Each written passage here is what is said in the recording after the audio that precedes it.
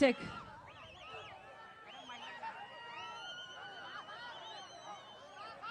Check. Kodumur ప్రజలకు, చేరి వచ్చిన ప్రతి అన్నకు, ప్రతి తమ్ముడికి, ప్రతి అయ్యకు, ప్రతి అక్కకు, ప్రతి చెల్లికి, ప్రతి అమ్మకు మీ రాజశేఖర రెడ్డి బిడ్డ మీ వైఎస్ షర్మిలారెడ్డి శిరస్సు వంచి చేతులు జోడించి మనస్ఫూర్తిగా నమస్కరించుకుంటోంది.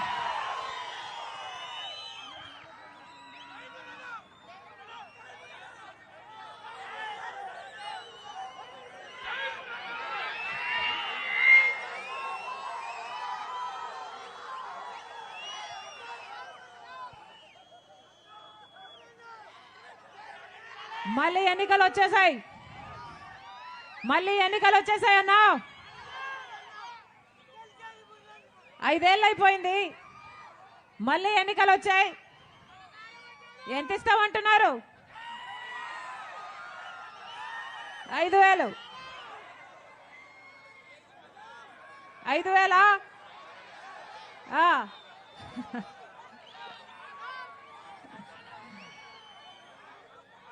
అన్నా డబ్బులు ఎవరిచ్చినా తీసుకోండి, డబ్బులు ఎవరిచ్చినా తీసుకోండి, కానీ ఓటు మాత్రం మీ ఆలోచన అయి ఉండాలి.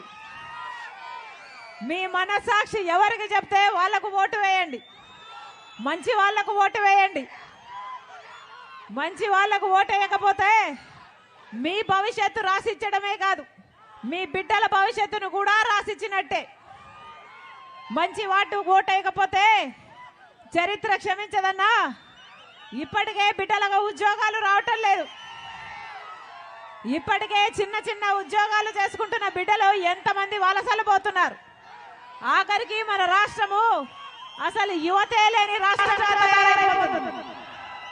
ఆలోచన చేసి ఓటు వేయండి. వ్యవసాయం ఎలా ఉంది? ఎలా ఉందన్నా? సిట్టింగ్ ఎమ్మెల్యే ఎవరు? సిట్టింగ్ ఎమ్మెల్యే ఎప్పుడైనా పనికొచ్చాడా? ఎప్పుడైనా వచ్చాడా? మీ అవసరం ఇది అని తీర్చాడా? ఎలా ఉన్నారు అని కనుక్కున్నారా? పోనీ జగన్మోహన్ రెడ్డి గారు వచ్చారా? ముఖ్యమంత్రి గారు కదా, మీరు ఓట్లేసి గెలిపిస్తే జగన్మోహన్ రెడ్డి గారు ఇప్పుడు ముఖ్యమంత్రిగా కూర్చున్నారు కదా, ఎప్పుడైనా వచ్చారా?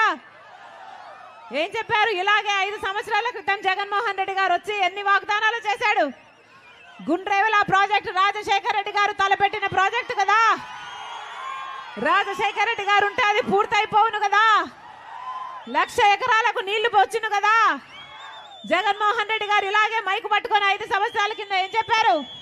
ఆ ప్రాజెక్టును పూర్తి చేస్తానని చెప్పలేదా జగన్మోహన్ రెడ్డి గారు? అయిందా అన్నా? గుండ్రేవల ప్రాజెక్టు పూర్తయిందా? తుంగభద్ర నుంచి కెనాలు విస్తీర్ణ చేసి సాగునీరు తీసుకొస్తానని జగన్మోహన్ రెడ్డి గారు చెప్పలేదా? వచ్చినాయా? ఒక్క బొట్టైనా నీళ్ళు వచ్చినాయా? ఒక్క చుక్కైనా నీళ్ళు వచ్చినాయా? కనీసం తాగడానికి నీళ్లున్నాయా అన్న? తాగడానికైనా నీళ్ళు ఇచ్చారా? సాగునీరు ఎలాగో లేదు, తాగునీరైనా ఇచ్చారా? ఎన్ని మాటలు చెప్పారు, ఎన్ని మాటలు చెప్పారు. చేనేతలకు రుణమాఫీ చేస్తానని చెప్పలేదా? రుణమాఫీ చేస్తానని చెప్పలేదా? అయిందా అన్నా రుణమాఫీ? వీళ్ళక మళ్ళీ ఓట్లేసేది? ఆలోచన చేయండి. వ్యవసాయం ఎలా ఉండే రాజశేఖర రెడ్డి గారు ముఖ్యమంత్రిగా ఉన్నప్పుడు? రైతుని ఎక్కడ పెట్టుకున్నాడు రాజశేఖర రెడ్డి గారు? తల మీద పెట్టుకున్నాడు రాజశేఖర రెడ్డి గారు. వ్యవసాయం పండుగ కాలేదా? ఇప్పుడు ఎలా ఉంది? జగన్మోహన్ రెడ్డి గారు కనీసం డ్రిప్ వేసుకోవడానికి సబ్సిడీ అయినా ఇస్తున్నాడా?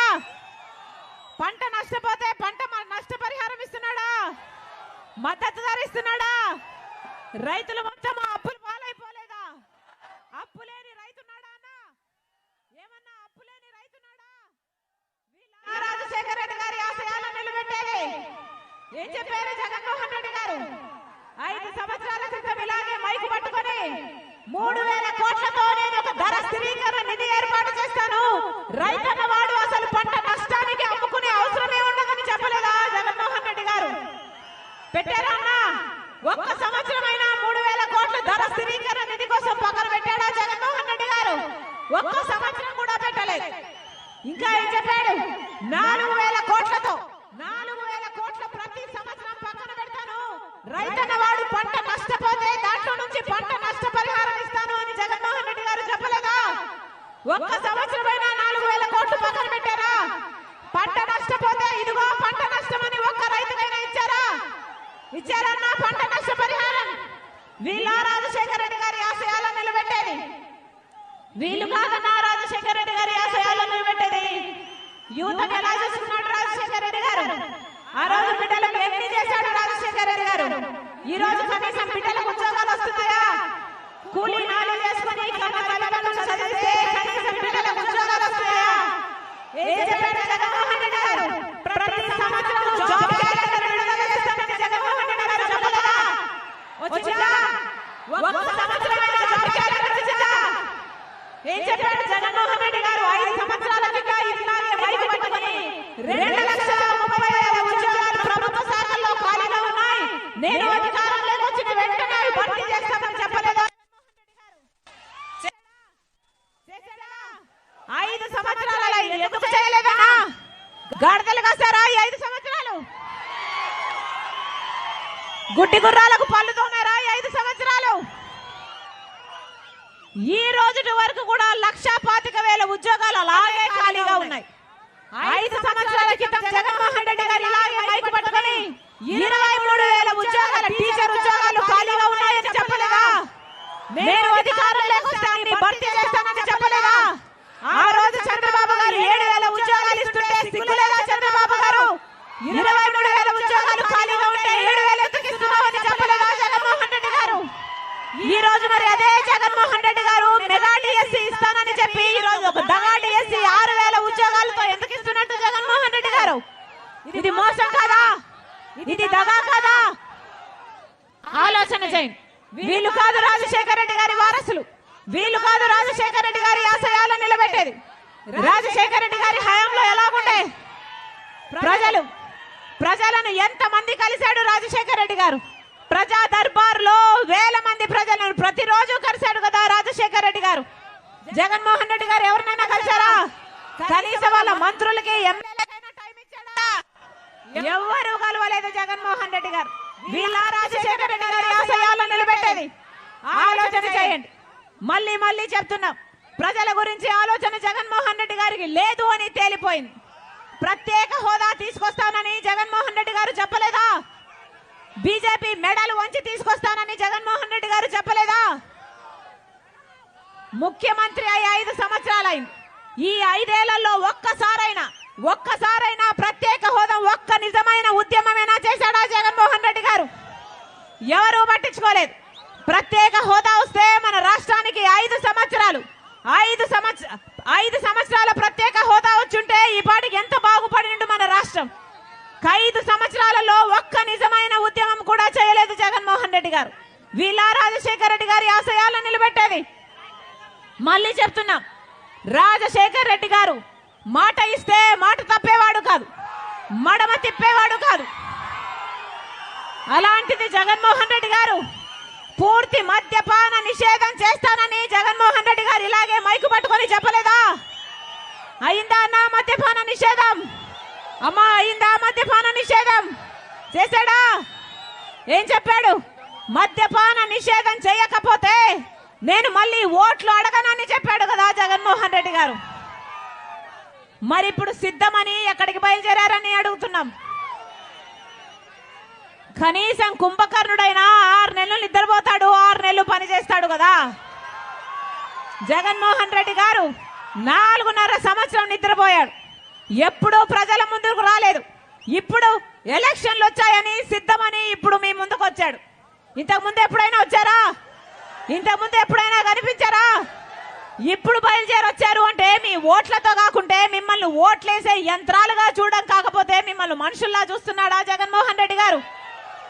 పూర్తి మద్యపాన నిషేధం అని చెప్పారు, మేనిఫెస్టోలో పెడుతున్నాను అని చెప్పారు. మేనిఫెస్టో అంటే నాకు బైబిల్తో సమానం, ఖురాన్తో సమానం, భగవద్గీతతో సమానం అని చెప్పారు. అయిందా మద్యపాన నిషేధం? మద్యపాన నిషేధం అవ్వలేదు. కానీ ఈరోజు సర్కారే జగన్మోహన్ రెడ్డి గారే మద్యం అమ్ముతున్నారు కదా.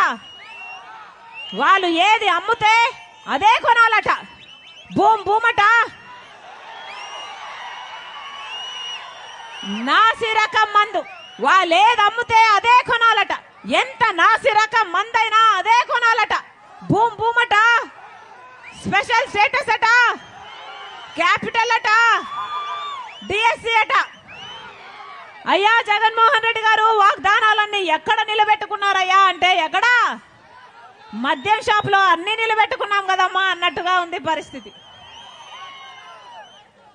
పూర్తి మద్యపాన నిషేధం అన్నారు.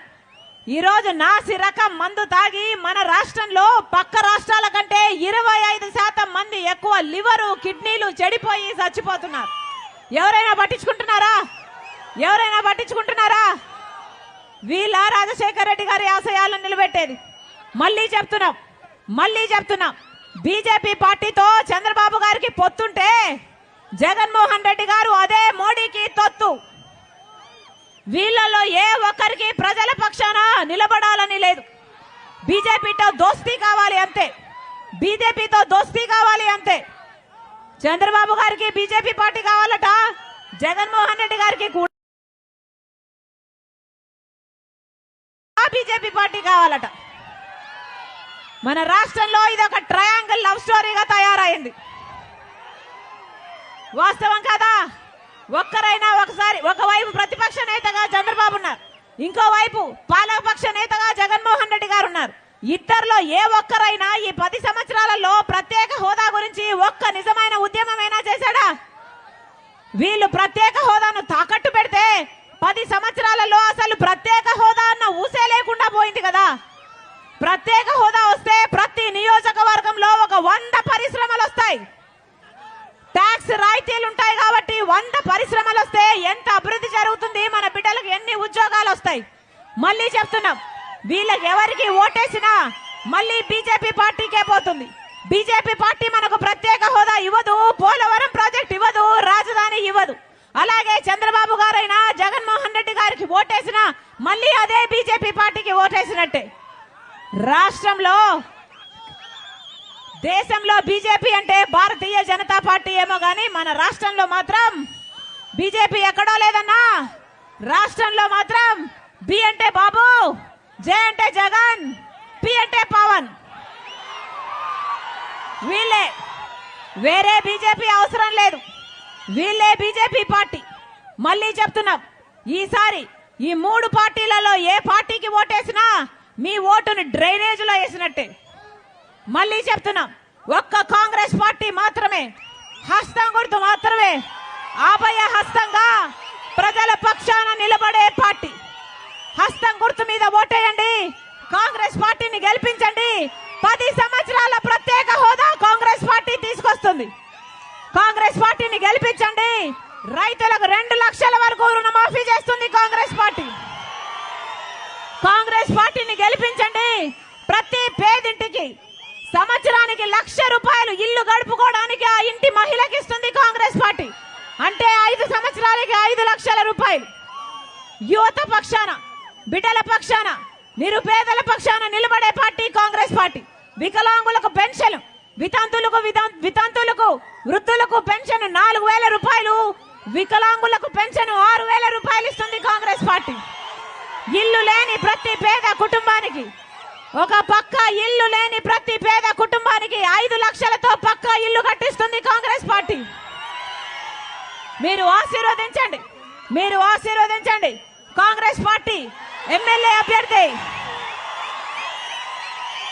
మీ మురళీకృష్ణ గారు, మీ తమ్ముడు, మీ అన్న, మీ బిడ్డ గొప్ప మెజారిటీతో గెలిపించండి. గొప్ప మెజారిటీతో గెలిపించాలని మీ రాజశేఖర రెడ్డి బిడ్డ మనస్ఫూర్తిగా ప్రార్థిస్తుంది. ఎంపీ ఓటు రాంపుల్లయ్య యాదవ్ గారు మీ బిడ్డగా మీకు అందుబాటులో ఉంటాడు. మీ గొంతు వినిపిస్తాడు ఢిల్లీలో. మీరు ఆశీర్వదించాలి. ఎమ్మెల్యే, ఎంపీ 2 హస్తం గుర్తు మీద ఓటేయండి. రాజశేఖర రెడ్డి బిడ్డ మీకు మాటిస్తుంది. కాంగ్రెస్ పార్టీ అధికారంలోకి వచ్చాక అదే రాజశేఖర రెడ్డి గారి సంక్షేమ పాలన, ఎప్పుడైతే రాజశేఖర రెడ్డి గారి సంక్షేమ పాలన చూశారో మళ్ళీ అదే సంక్షేమ పాలన రాజశేఖర రెడ్డి బిడ్డ మీ ఇంటి గడపకు తీసుకొస్తుంది అని మీకు మాటిస్తున్నాం. జోహార్ వైఎస్ఆర్, జోహార్ వైఎస్ఆర్, జోహార్ వైఎస్ఆర్. కాంగ్రెస్ కు గుర్తుకే మన ఓటు, హస్తం గుర్తుకే మన ఓటు, హస్తం గుర్తుకే మన ఓటు. అన్న గుర్తు చాలా ముఖ్యం. ప్రతి అన్నకు, ప్రతి తమ్ముడికి, ప్రతి అక్కకు, ప్రతి చెల్లికి మీ రాజశేఖర రెడ్డి బిడ్డ మనవి చేసుకుంటుంది. కాంగ్రెస్ పార్టీని అధికారంలోకి తీసుకురండి, ప్రత్యేక హోదా వస్తుంది, పోలవరం లాంటి ప్రాజెక్టులు వస్తాయి, రాజధాని వస్తుంది. మాటిస్తున్నామన్నా, ఆశీర్వదించండి. హస్తం గుర్తు, చేయి గుర్తు, చేయి గుర్తు. అమ్మా గుర్తు ముఖ్యం, గుర్తు మర్చిపోకండి. అన్నా చేయి గుర్తు, చేయి లేకపోతే ఏమీ లేదు.